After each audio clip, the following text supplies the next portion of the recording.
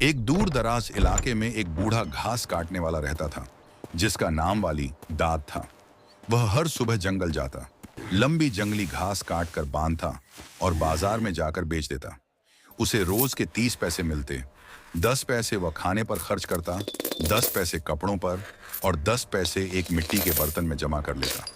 इसी तरह वह कई साल परसकून जिंदगी गुजारता रहा। एक शाम उसने अपना पैसों का बर्तन निकाला तो देखा कि वह पैसों से लबालब भरा हुआ है। वह हैरान हुआ और कहने लगा, इतने पैसों का मैं क्या करूं? मुझे तो जरूरत भी नहीं।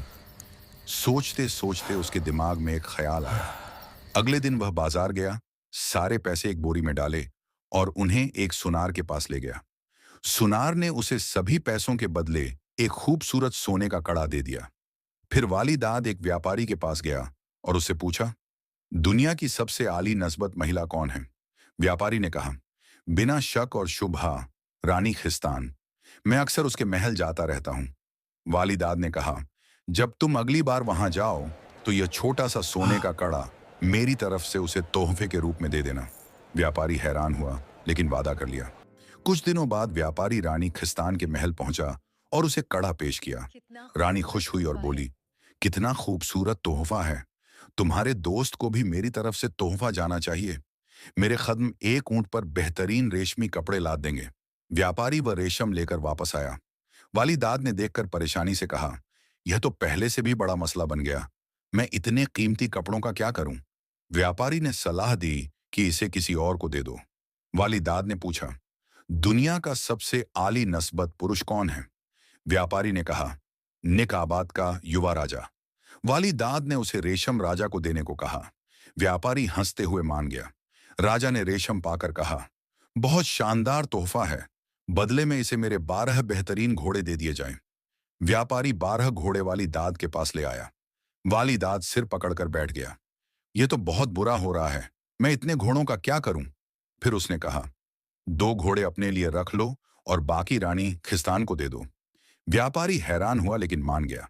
रानी ने घोड़े देखकर हैरानी से मंत्री से पूछा, यह वाली दाद कौन है? वह मुझे ये तोहफे क्यों भेज रहा है? मंत्री ने कहा, उसे ऐसा तोहफा भेजो जो वह कभी वापस न कर सके, ताकि वह रुके। चनंच रानी ने 20 खच्चर चांदी से लदे हुए वापस भेज दिए। व्यापारी और ज्यादा परेशान होकर यह चांदी वाली दाद के घर लाया।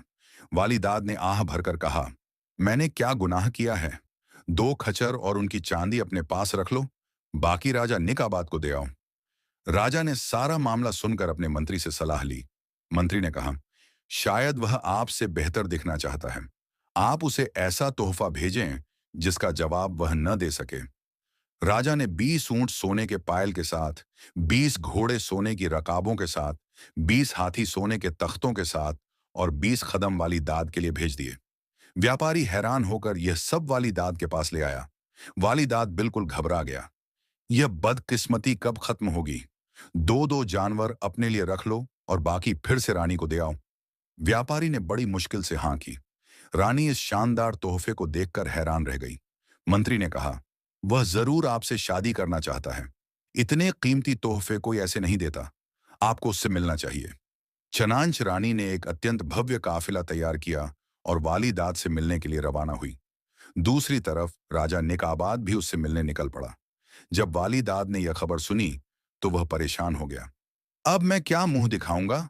सुबह सुबह वह अपना झोपड़ा छोड़कर चुपके से निकल पड़ा। रास्ते में उसे 2 चमकती हुई परियां नजर आईं।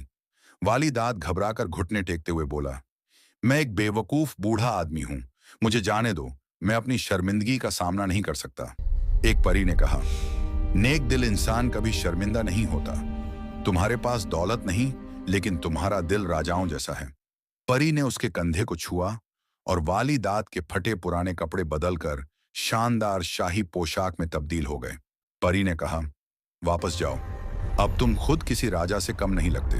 वालीदाद ने पलटकर देखा तो उसकी झोपड़ी की जगह एक शानदार महल बन चुका था। वह महल में प्रवेश हुआ तो खदम उसका सम्मान से स्वागत कर रहे थे।